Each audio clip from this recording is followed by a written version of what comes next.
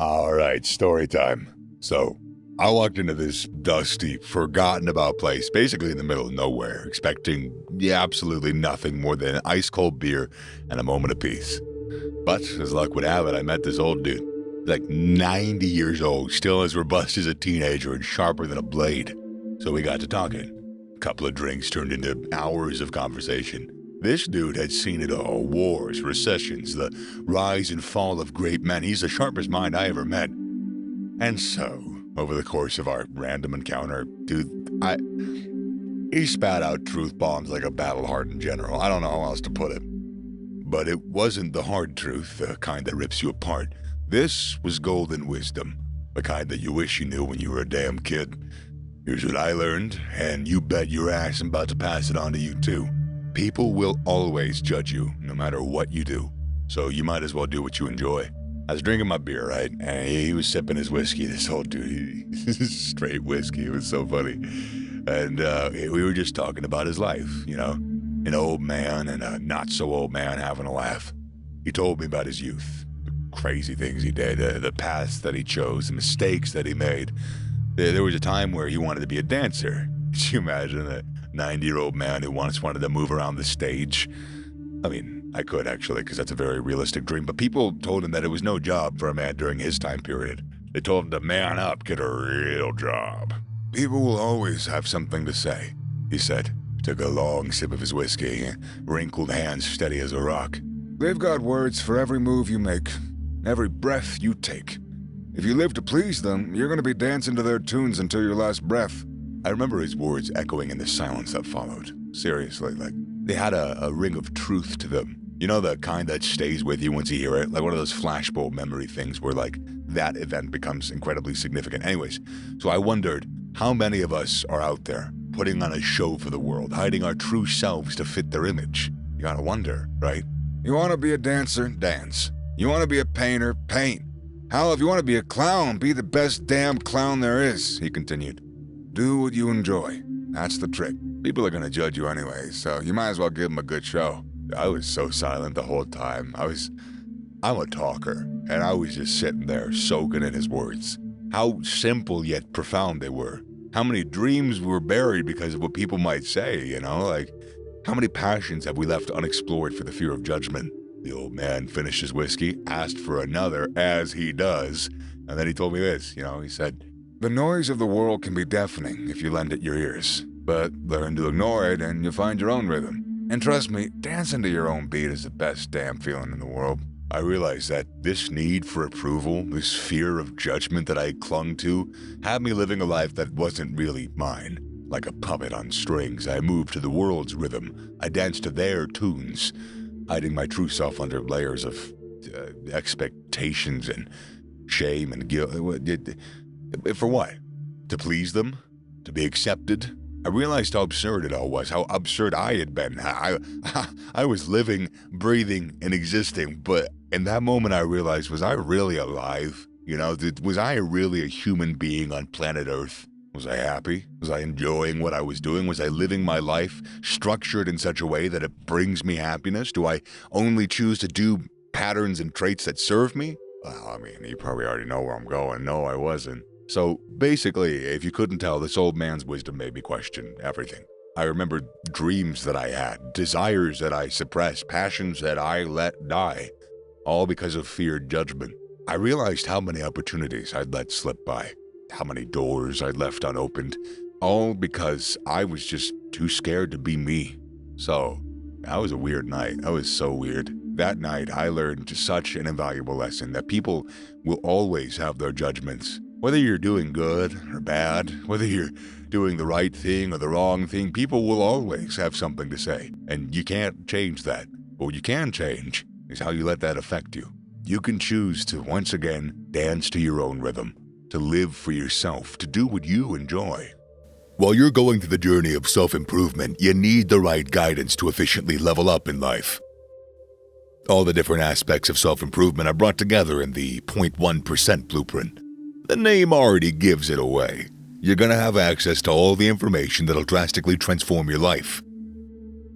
Since the gym plays a critical part, we've included an advanced gym program that's fully customizable to your needs.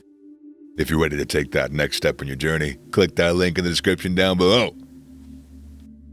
Suffering is what makes something valuable. That's why you should embrace failure. As the hours rolled by, the old man's stories kept on flowing like his whiskey. I am not kidding. He drank so much whiskey for a 90-year-old that was so healthy. Not like he was like... Anyways, so as we got deeper in, the stories kept flowing, each one holding a lesson more valuable than the next. He shifted in his seat. He got a bit closer and then his eyes locked onto mine. You know, kid, he began, there's a beauty in suffering that most people fail to see. It shapes you, polishes you to be the best version of yourself. I frowned. I downed the rest of my beer and I kind of just gave him this look, right? I was like, suffering, beautiful. I was pretty sure my unpaid bills and failed relationships couldn't be sold in a modern art exhibit. Sensing my confusion, he gave me a soft chuckle. He gave me this, I know, look. You ever wonder why diamonds are so valuable? He asked with a teasing smile. It's because they've suffered. They've endured pressure, heat, and yet they come out as the most beautiful and strong stones you'll see. Your failures, your sufferings, they are your diamonds. Felt like a punch to the gut, man. I spent so much of my life running away from failures, from anything that I wasn't immediately good at, that caused me pain or discomfort.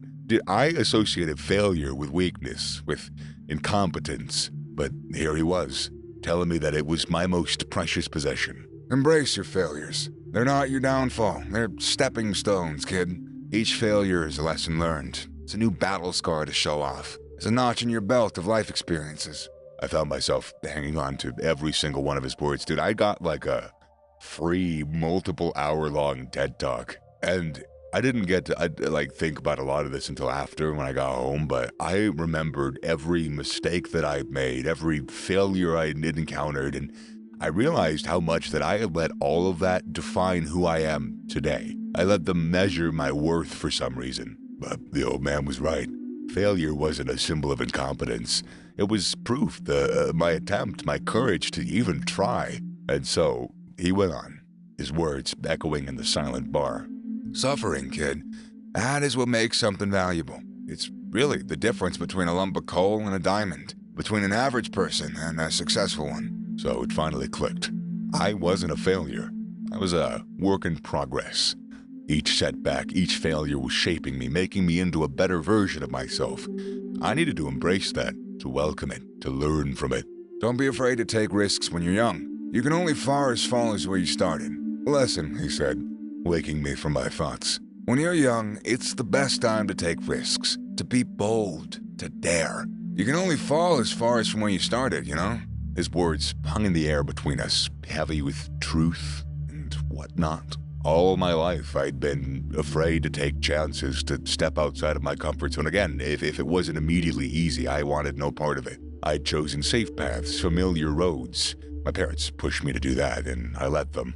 I had let my fears hold me back, keep me from reaching out for my dreams. But I tell you, this old man, his smile and his wisdom, he just made you remember.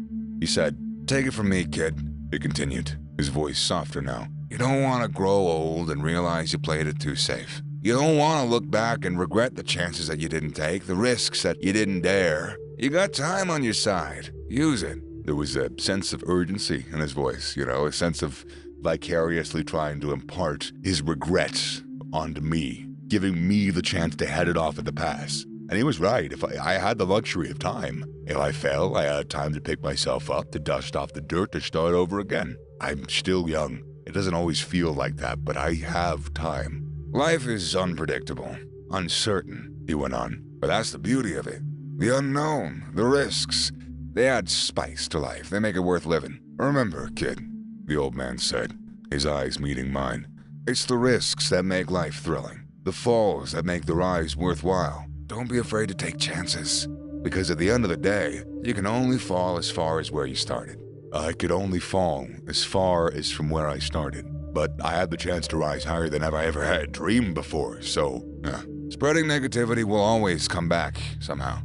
As the evening went on, he had so much more to say. Maybe he just hadn't, talked to anyone for a long time in a good while.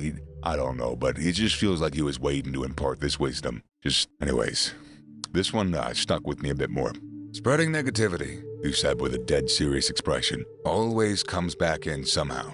This wasn't the first time I'd really heard of that concept, but there was just something about his tone, the weight behind his words that made me listen more. He told me about his own experiences, about the time when he had been a grumpy, bitter old fool, always complaining, always finding problems in everything. He said that during that period, his life had been filled with bad luck and unhappiness. His relationships had suffered, his health had weakened, and he had even been far from the joyful soul that he is now. The change, he said, came when he realized that he was the common factor in all of his troubles. He had been spreading negativity like a virus. It infected every aspect of his life. At least I hope I got all those details right. So the day that he decided to change his outlook was the day that his life took a turn for the better. And that stuck out to me. I thought to my own experiences, the times when I let my negativity rule my thoughts and actions. I complained when I really shouldn't have complained, and I said something, if nothing more than for the spite of saying it. And so, you just gotta look at stuff like that and realize that when you let negativity rule like that, you hurt yourself so much. So the old man's words kept repeating in my head. What you put out into the universe has a way of coming back to you. I understood that the power of my thoughts, my words, my actions had impact. I realized that every negative comment, every cynical thought, however based and important a little bit of measured cynicism is, every cynical thought and every pessimistic outlook I had was completely shaping my reality. It's weird to put into a concept, a digestible concept, but thoughts really do shape reality. So again, it's straightforward, but it's deep at the same time. Your entire reality is one that has only ever been experienced through your two little fluid sacs we call eyes. Every understanding of how the world works, however true or not it is, it came from your understanding. So how you think about things shapes the entirety of how the world works to you. So thoughts shape reality, the end and the beginning. I've lived a long life, seen a lot of things, but remember, the best advice that anyone can give you is to live your own life, not somebody else's. He reached into his coat pocket and he pulled out a small compass, and he put it on the table in front of me. Okay, I am obviously embellishing details, but the dude really did give me a compass.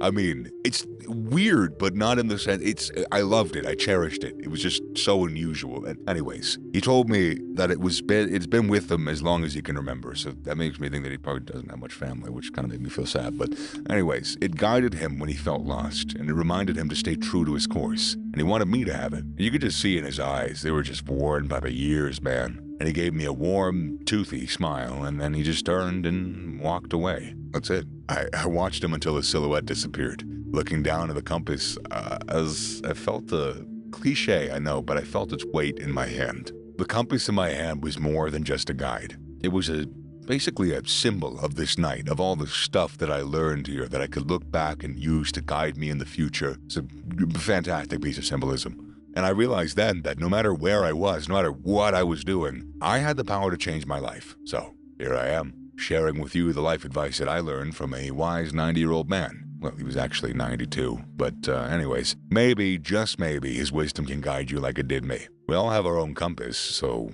listen to it. It knows the way.